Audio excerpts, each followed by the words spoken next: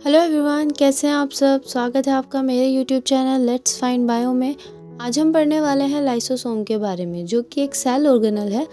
और हम पढ़ेंगे कि ये कहाँ पे प्रेजेंट होता है और क्या इसका फंक्शन होता है सेल के अंदर। ठीक है, तो चलिए शुरू करते हैं।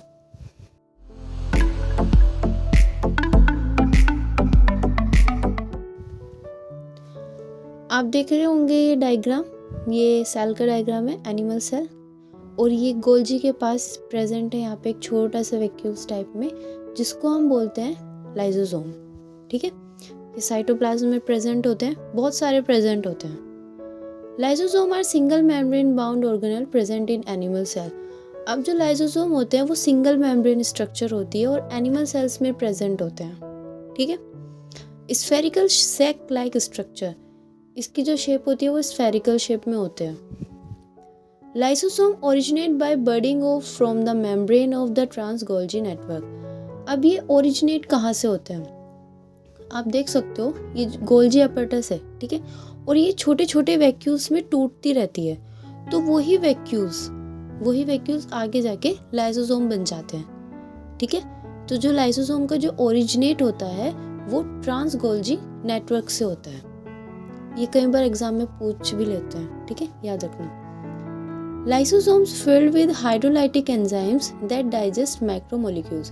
अब जो लाइसोसोम होता है उसके अंदर बहुत से हाइड्रोलाइटिक एंजाइम्स भरे हुए होते हैं, जो कि इसका काम होता है डाइजेशन में, डाइजेस्ट करता है मैक्रोमोलिक्यूल्स को और इंट्रासेलुलर मोलिक्यूल्स को। ठीक है,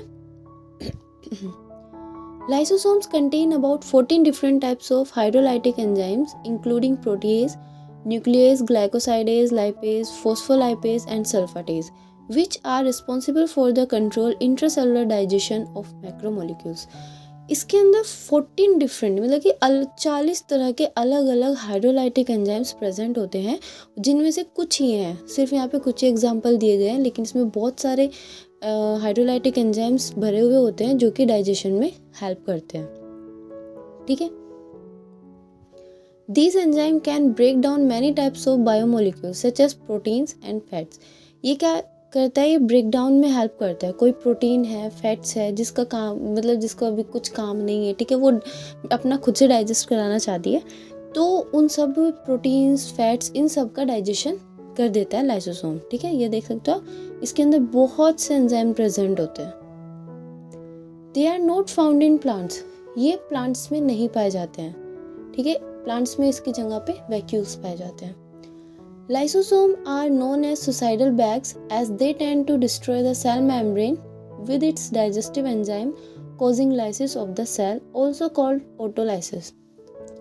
लाइसोसोम को सुसाइडल बैग्स भी बोलते हैं, क्योंकि इसका काम होता है डिस्ट्रॉय करना, डाइजेशन करना।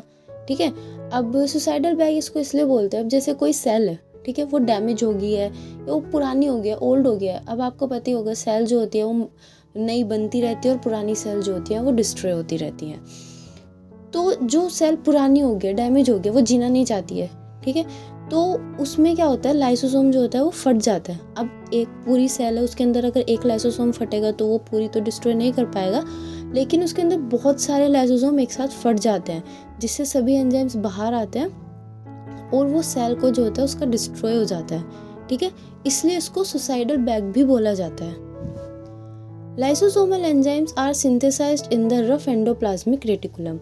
अब जो लाइसोसोम होते हैं, जिसके अंदर जो एंजाइम्स फिल होते हैं, ये कहाँ सिंथेसाइज होते हैं, ये रफ एंडोप्लाज्मिक रेटिकुलम पे सिंथेसाइज होते हैं, वहाँ से सिंथेसाइज होंगे और लाइसोसोम के पास आते हैं।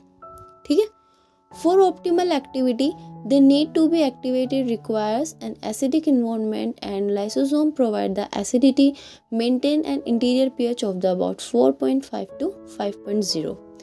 अब जो इसका अपनी एक्टिविटी परफॉर्म करने के लिए इसको अंदर एसिडिक इन्वायरमेंट चाहिए, जो कि ये मेंटेन करके रखता है। इसके जो अपनी इंटीरियर जो पीएच होती है 4.5 से लेके 5.0 तक ही रखता है, मीन्स एसिडिटी प्रोवाइड कराता है, तभी तो डाइजेशन हो पाता है ना, क्योंकि सभी हाइड्रोलाइटिक एंजाइम है तो एसिडिक पीएच पे वर्क करेंगे। ठीक, फंक्शंस, अब इसके फंक्शंस आपको समझ ही आ गए होंगे, क्योंकि लाइसोसोम का जो मेन फंक्शन तो डाइजेशन कराना ही है, डाइजेशन कराना, ठीक है। Lysosome contain digestive enzyme that degrade intracellular organelles as well as macromolecules and particles taken in from outside the cell by endocytosis. ये मैक्रोमोलिक्यूल्स में आ जाते हैं, जैसे कि प्रोटीन्स हो गया, फैट हो गया, कार्बोहाइड्रेट्स हो गया, ये सब। और इंट्रासेलुलर जैसे कोई भी सेल ऑर्गेनल हो गया, जैसे कि माइटोकॉन्ड्रिया हो गया है, वो डैमेज हो गया, वो अपना वर्क नहीं कर पा रहा है, ठीक है ना, मतलब उसे वो डैमेज हो गया, उसको डिस्ट्रॉयमेंट चाहिए, तो वो लाइसोसोम के पास आएगा। लाइसोसोम उसको इनगल्फ कर लेगा, मीन्स खा जाएगा, जिसको बोलते हैं एंडोसाइटोसिस। अंदर कर लेगा अपने और डिस्ट्रॉय कर देगा, ठीक है। डाइजेशन ऑफ कॉम्प्लेक्स मोलिक्यूल्स, जो डाइजेशन उनका भी करता है, जो कॉम्प्लेक्स मोलिक्यूल होते हैं ना, उनका भी डाइजेशन कर देता है lysosome. Digestion of organelles that lose their ability to work in the cell, जैसे मैंने बताया, जो ऑर्गेनल्स अपनी एबिलिटी खो चुके हैं वर्क करने की, जो प्रॉपरली वर्क नहीं कर पा रहे हैं, उनका भी डिस्ट्रॉयमेंट करता है लाइसोसोम, ठीक है, उनका भी डाइजेशन कर देगा। Break down of foreign materials, means जैसे कि कोई बैक्टीरिया हो गया, फॉरेन मटेरियल्स में कोई आता है ना, बैक्टीरिया, कोई वायरस, ठीक है, कोई भी आए, तो उसका भी डाइजेशन ब्रेक डाउन कर देगा लाइसोसोम, क्योंकि इसके पास एबिलिटी होती है डिस्ट्रॉयमेंट की, ठीक है। वीडियो अगर आपको अच्छा लगा हो तो लाइक कीजिए, शेयर कीजिए और चैनल को सब्सक्राइब करना बिल्कुल भी मत भूलिए। Thank you for listening me, bye bye.